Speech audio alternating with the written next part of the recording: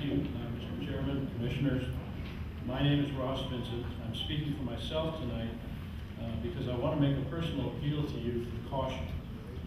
Please be very careful as you try to understand the implications of the decisions you've been asked to make.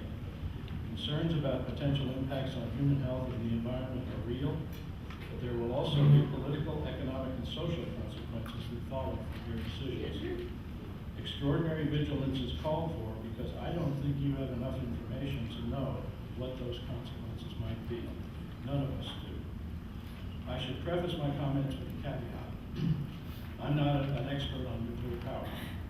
As I think you know, I am a chemist and chemical engineer, but I am no expert on nuclear power, and I really don't want to have to become one. I can't tell you how much I would like it if I don't have to become one. But I've been around, even close by, for many of the debates over nuclear power since the mid-'70s, and I've been deeply immersed in more than a few efforts to resolve complex public policy issues. I like to think that I've gained some perspective from that experience.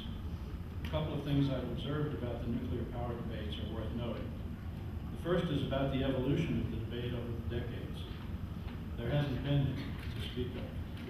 The extravagant claims that nuclear power advocates were making for their technology decades ago, before 3 Mile Island, before Chernobyl, not to mention before the still unfolding tragedy in Japan, are virtually identical to the claims that continue to make today.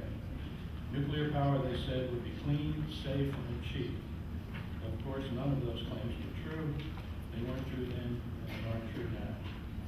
The second observation worth noting is that nuclear power plant proposals like this one are almost always extremely divisive. They pit friend against friend, neighbor against neighbor. They split families and entire communities right down the middle. And it's not just the usual academic public policy debate kind of disagreement. It's usually the passionate, sputtering, table pounding kind of disagreement that makes it hard for people to talk to each other civilly, even when they agree. I don't want to see that happen to Pueblo. Even more than I don't want to have to become an expert, I don't want to see this community divided like that over something like this. What Mr. Banner's proposal has done to Pueblo is bring this entire community, like it or not, to a major fork in the road. We're all together here, but you gentlemen are in the lead. You get to decide which path to take. One fork takes us toward a future we can build together, one we can all be proud of and work together to achieve. The other fork takes us down a darker path, toward conflict, division, and potential dysfunction. The choice that Mr. Banner is asking you to make isn't just about a nuclear facility in the neighborhood. The much more important choice is between a community moving forward together or one in conflict. And you probably would have to make that decision fairly soon if you had a credible application to consider, but you don't. All you have before you is an application without a plan, accompanied by a sales pitch packed with dubious claims and unsecured promises, most of which the applicant doesn't have to keep. Someone else, not present, unidentified, unknown to us, and apparently even to him, will be expected to deliver on most of those promises.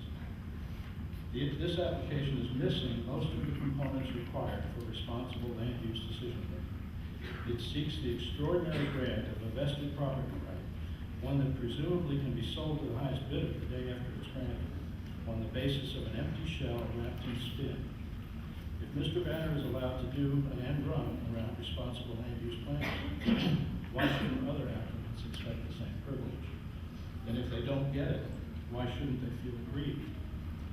Approval of a vested property right on the basis of an essentially empty application would set a horrible precedent that would almost certainly taint the county's land use process for years, perhaps for decades.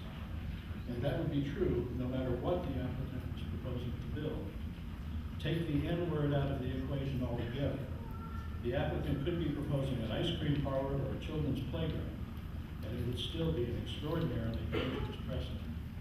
This application is, at best, incomplete and premature. The only responsible course of action I see for you gentlemen is to deny the application and send the applicant back to the drawing board. If he can return at some future date with a legitimate application, with a real plan, and if he can demonstrate that he has the technical and financial resources to make the plan work, then he would probably be entitled into serious consideration, but not until then. Maybe someday down the road, you'll have to bite the bullet and make that choice between conflict and cooperation. Tonight, however, your responsibility, as I see it, is to protect the county's land use planning process from the terrible precedent that would be set if this virtually empty application were approved. These are very likely the most important decisions that you will ever make as county commissioners. They will affect the lives, health, and property of a lot of people for a lot of years to come. For all our sakes, I sincerely hope that you will choose wisely. And I thank you for listening.